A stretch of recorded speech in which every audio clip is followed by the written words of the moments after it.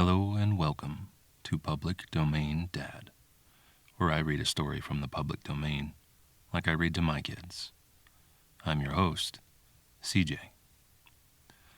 Today, we are going to be continuing the story of the Wonderful Wizard of Oz, starting with Chapter 15, The Discovery of Oz the Terrible. The four travelers walked up to the great gate of the Emerald City and rang the bell. After ringing several times, it was opened by the same guardian of the gates they had met before. "What? Are you back again?" he asked in surprise. "Do you not see us?" answered the Scarecrow. "But I thought you had gone to visit the Wicked Witch of the West." "We did visit her," said the Scarecrow. "And she let you go again?" asked the man in wonder. "She could not help it, for she is melted," explained the Scarecrow. "Melted? Well, that is good news indeed," said the man. "Who melted her?" "It was Dorothy," said the lion gravely. "Good gracious!" exclaimed the man, and he bowed very low indeed before her. Then he led them into his little room and locked the spectacles from the great box on all their eyes, just as he had done before. Afterward they passed on through the gate into the Emerald City.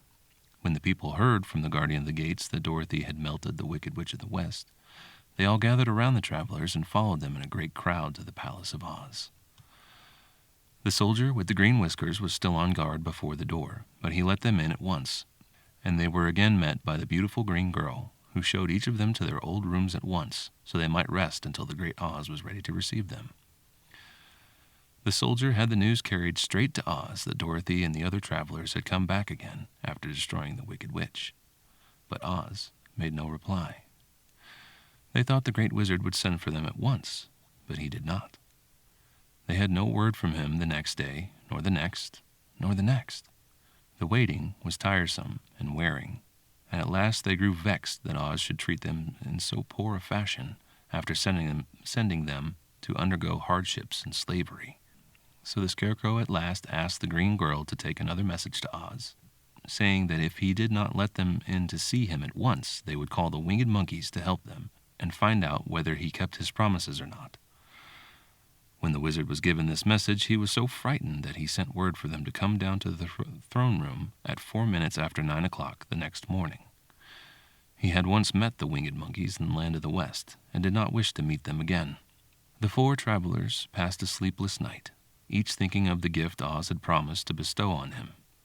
Dorothy fell asleep only once, and then she dreamed that she was in Kansas, where Aunt Em was telling her how glad she was to have her little girl at home again. Promptly at 9 o'clock the next morning, the green-whiskered soldier came to them, and 4 minutes later, they all went into the throne room of the great Oz.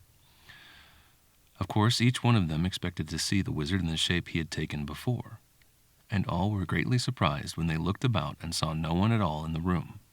They kept close to the door and closer to one another, for the stillness of the empty room was more dreadful than any of the forms they had seen Oz take. Presently they heard a solemn voice that seemed to come from somewhere near the top of the great dome, and it said, "I am Oz, the great and terrible. Why do you seek me?" They looked again in every part of the room, and then, seeing no one, Dorothy asked, "Where are you?" "I am everywhere," answered the voice. "But to the eyes of common mortals I am invisible.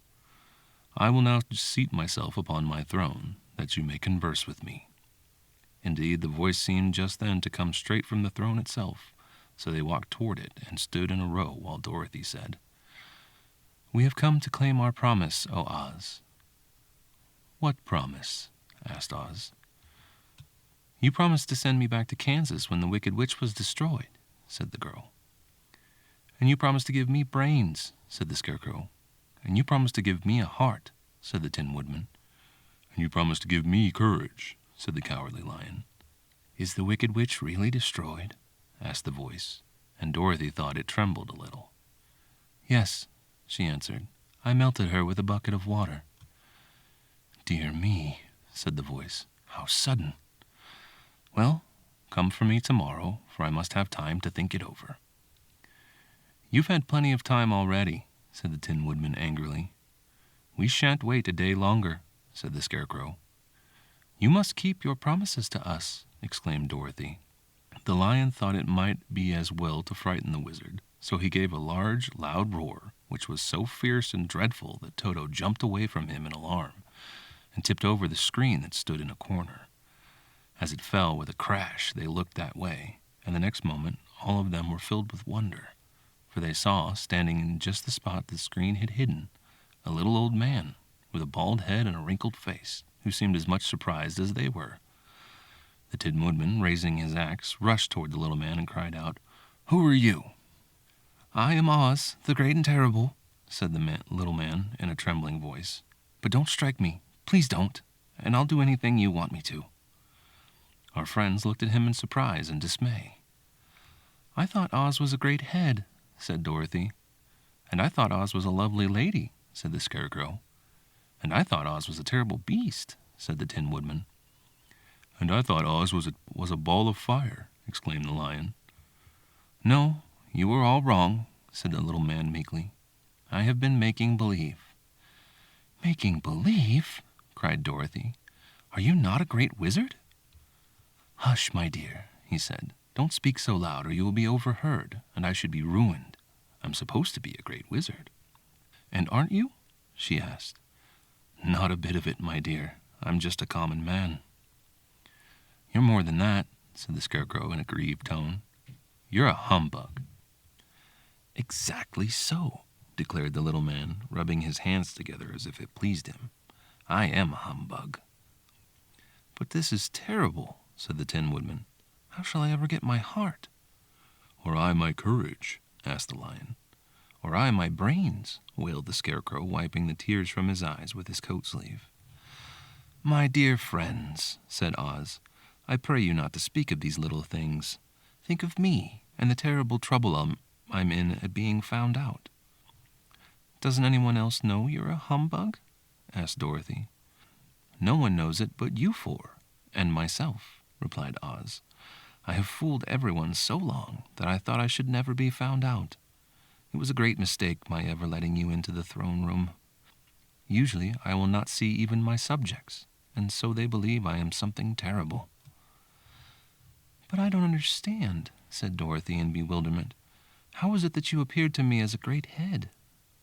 "That was one of my tricks," answered Oz. "Step this way, please, and I will tell you all about it." He led the way to a small chamber in the rear of the throne room, and they all followed him.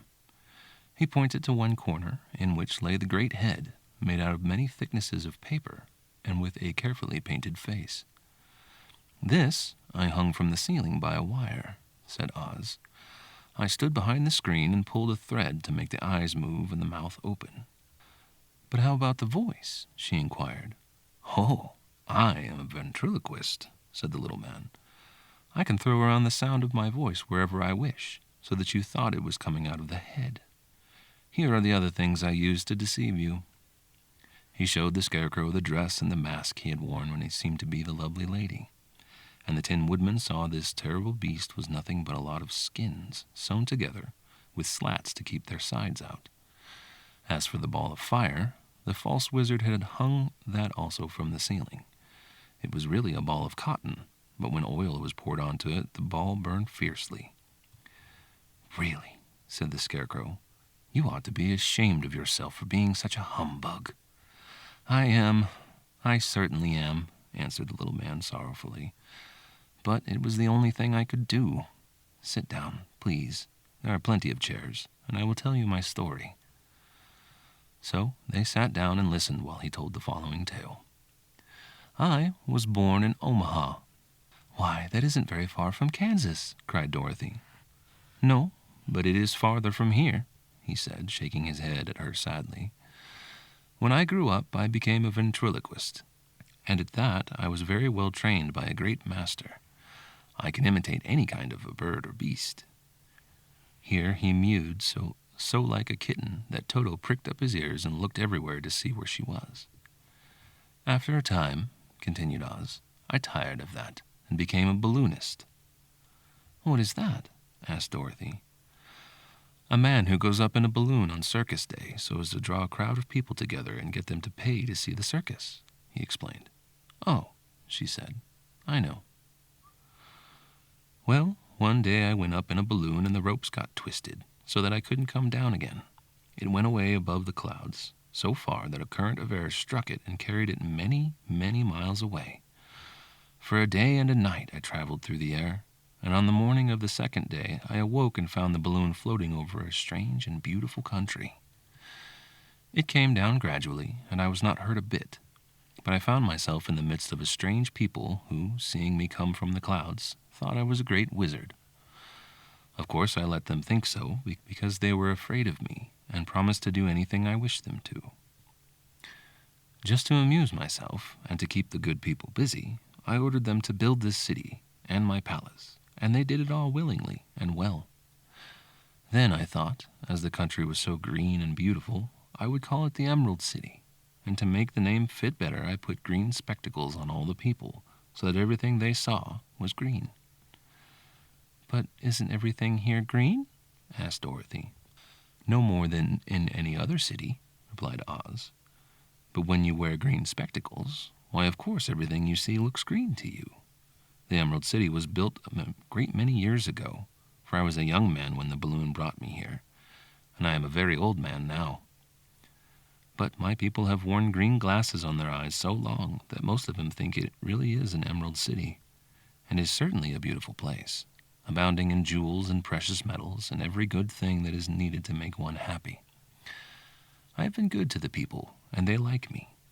But ever since this palace was built, I have shut myself up and would not see any of them.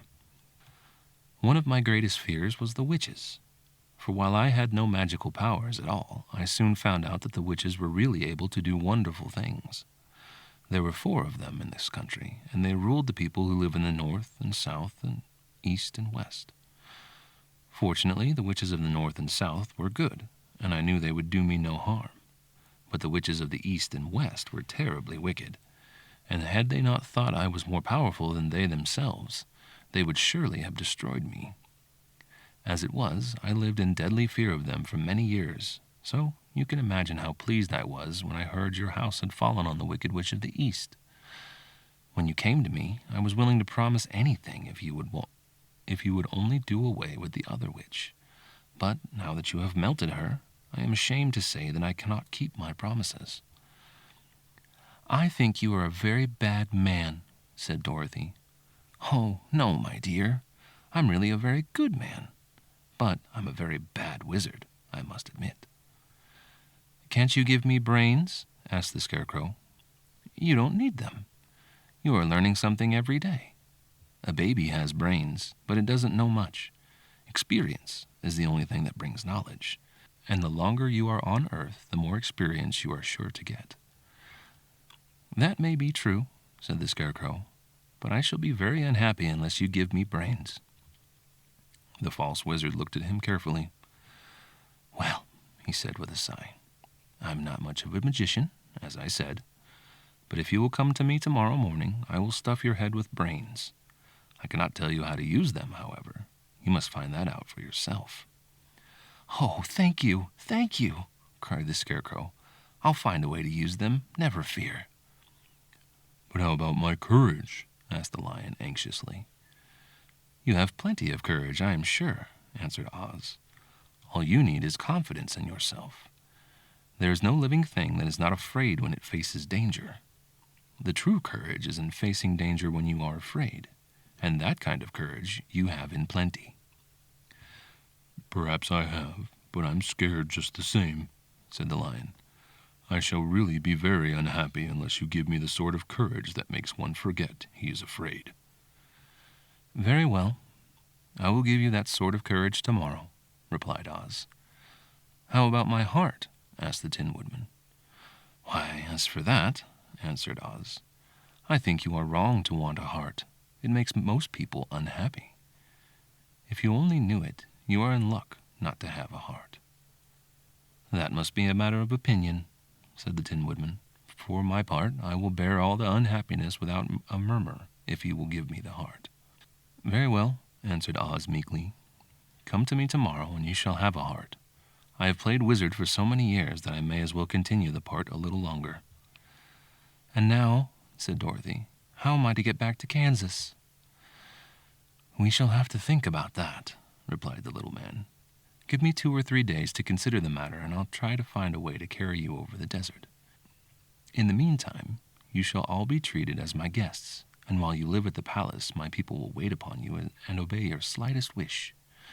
There's only one thing I ask in return for my help, such as it is. You must keep my secret and tell no one I am a humbug." They agreed to say nothing of what they had learned and went back to their rooms in high spirits. Even Dorothy had hope that the great and terrible Humbug, as she called him, would find a way to send her back to Kansas, and if he did, she was willing to forgive him everything. Chapter 16. The Magic Art of the Great Humbug. Next morning, the Scarecrow said to his friends, "Congratulate me. I'm going to Oz to get my brains at last. When I return, I shall be as the other men are." "I have always liked you as you were," said Dorothy simply. "It is kind of you to like a scarecrow," he replied, "but surely you will think more of me when you hear the splendid thoughts my new brain is going to turn out." Then he said goodbye to them in a cheerful voice and went to the throne room, where he rapped upon the door. "Come in," said Oz. The Scarecrow went in and found a little man sitting down by the window, engaged in deep thought. "I've come for my brains," remarked the Scarecrow, a little uneasily. "Oh, yes. Sit down in that chair, please," replied Oz. "You must excuse me for taking your head off, but I shall have to do it in order to put your brains in their proper place." "That's all right," said the Scarecrow. "You're quite welcome to take my head off, as long as it will be a better one when you put it on again." So the wizard unfastened his head and emptied out the straw. Then he entered the back room and took up a measure of bran, which he mixed with a great many pins and needles.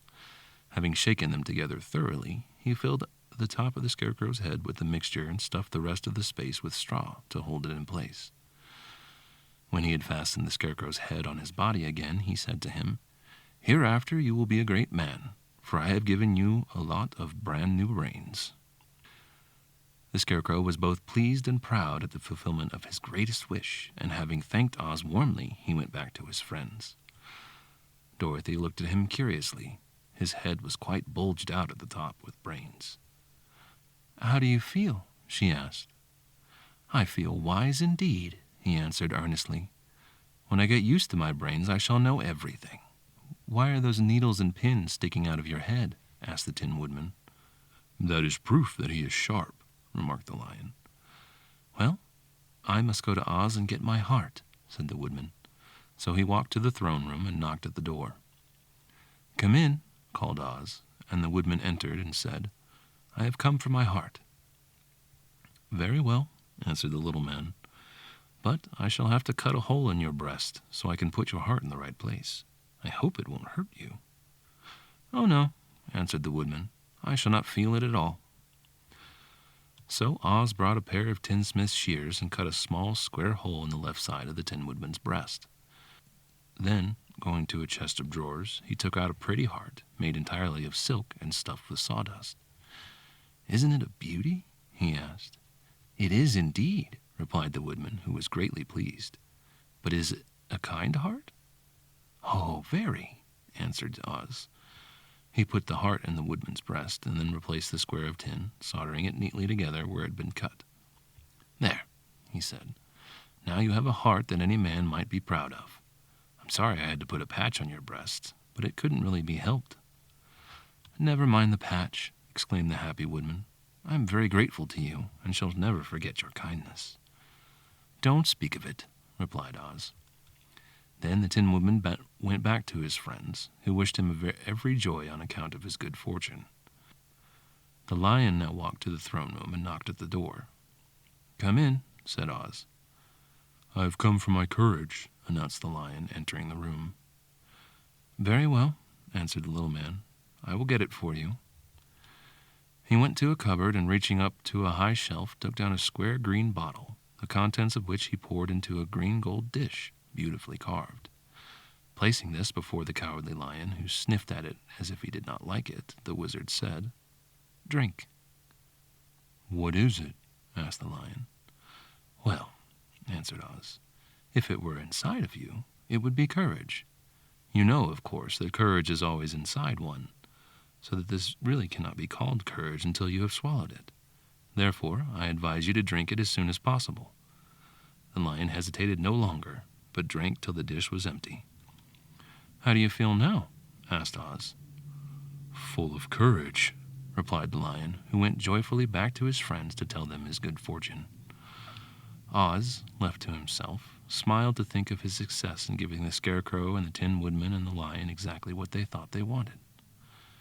"How can I help being a humbug," he said, "when all these people make me do things that everybody knows can't be done?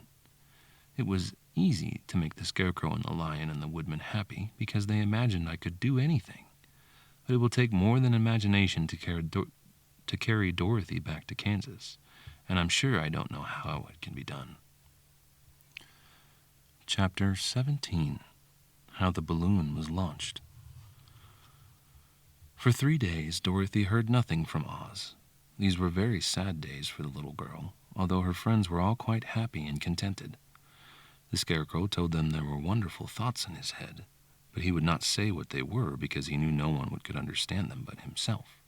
When the Tin Woodman walked about, he felt his heart rattling around in his breast, and he told Dorothy he had discovered it to be a kinder and more tender heart than the one he had owned when he was made of flesh.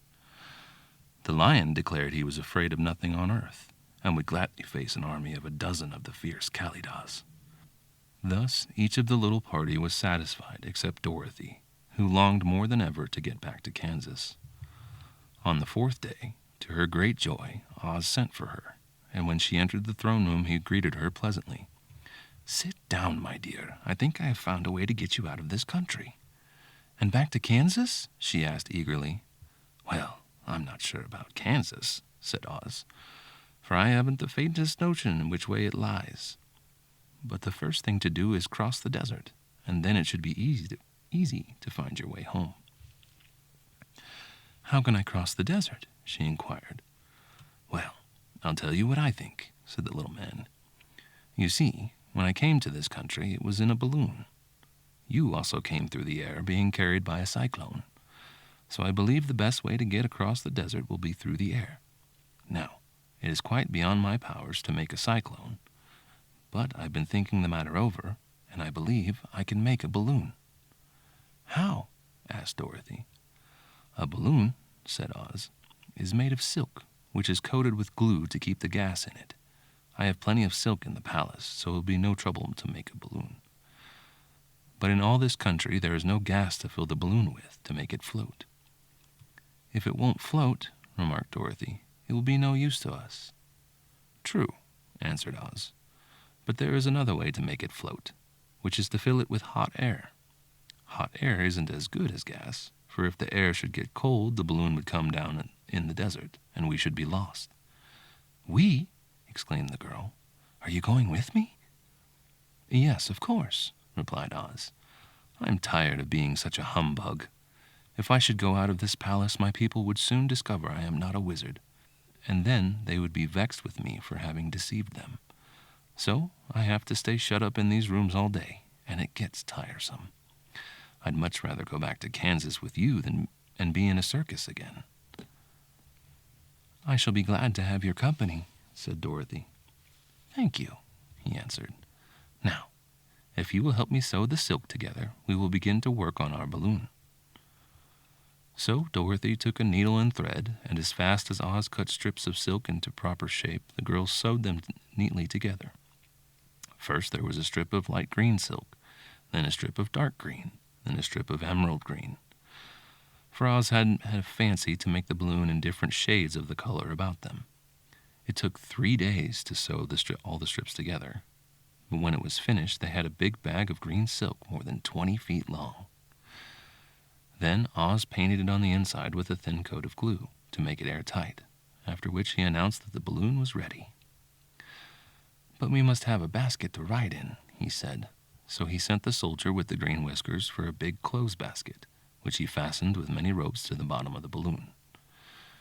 When it was all ready, Oz sent word to his people that he was going to make a visit to a great brother wizard who lived in the clouds. The news spread rapidly throughout the city, and everyone came to see the wonderful sight. Oz ordered the balloon carried out in front of the palace, and the people gazed upon it with much curiosity. The Tin Woodman had chopped a big pile of wood, and now he made a fire of it, and Oz held the bottom of the balloon over the fire so the hot air that arose from it would be caught in the silken bag. Gradually, the balloon swelled out and rose into the air until it finally basket just touched the ground. Then Oz got into the basket and said to all the people in a loud voice, "I am now going away to make a visit. While I am gone, the Scarecrow will rule over you. I command you to obey him as you would me." The balloon by this time was tugging hard at the rope that held it to the ground, for the air within it was hot, and this made it so much lighter in weight than the air without that it pulled hard to rise into the sky. "Come, Dorothy," cried the wizard. "Hurry up, or the balloon will fly away." "I can't find Toto anywhere," replied Dorothy, who did not wish to leave her little dog behind. Toto had run into the crowd to bark at a kitten, and Dorothy at last found him. She picked him up and ran towards the balloon. She was within a few steps of it, and Oz was holding out his hands to help her into the basket when, crack, went the ropes, and the balloon rose into the air without her. "Come back," she screamed. "I want to go too." "I can't come back, my dear," called Oz from the basket. "Goodbye." "Goodbye," shouted everyone, and all eyes were turned up to where the wizard was riding in the basket, rising every moment farther and farther into the sky. And that was the last any of them ever saw of Oz, the wonderful wizard, though he may have reached Omaha safely, and be there now for all we know. But the people remembered him lovingly and said to one another, "Oz was always our friend. When he was here, he built for us this beautiful Emerald City, and now he is gone and has left the wise Scarecrow to rule over us." Still, for many days they grieved over the loss of the wonderful wizard and would not be comforted. And that is the end of the chapter and the end of the episode. Thank you for joining me.